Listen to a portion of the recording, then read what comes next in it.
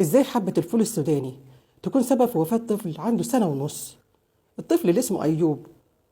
الموضوع بيبدأ لما الطفل كان بيلعب وكان نام على ظهره وماسك حباية فول سوداني ورماها على بقه.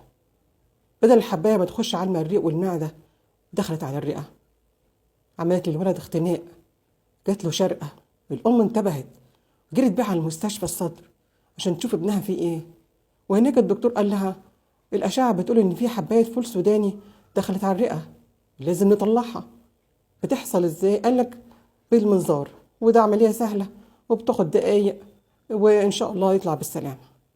الأم اطمنت ومعاها والدها وانتظر الولد يدخل العمليات ويخرج بالسلامة. لكن العملية اللي هتاخد دقايق وبكتير نص ساعة قعد ساعتين والولد ما خرجش.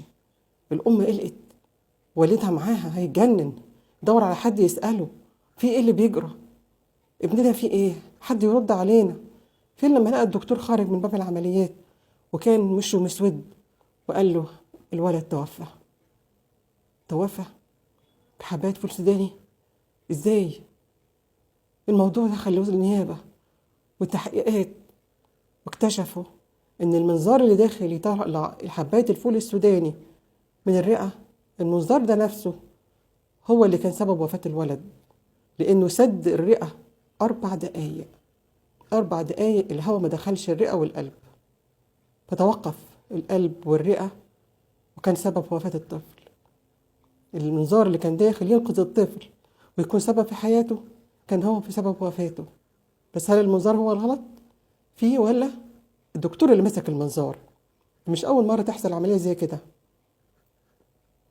المنظار كل يوم والتاني بيتعمل فيه عمليات بتبقى ناجحة جدا، والناس بتحب عملية المنظار أكتر من الجرح والجراحة. لكن الدكتور ده حصل منه خطأ، وده اللي خلاه اتحكم عليه النهاردة بالحبس. ولأي حد يتعاطف مع الدكتور وينسى الطفل الصغير اللي ضاع ضحية إهمال الدكتور وعمل احترازه وحرصه بحياة الطفل دوت يبقى غلطان. أيوب مات على سنة ونص، ما عملش حاجة في دنيته غير إنه كان بيلعب في حباية سوداني، قضت على أجله.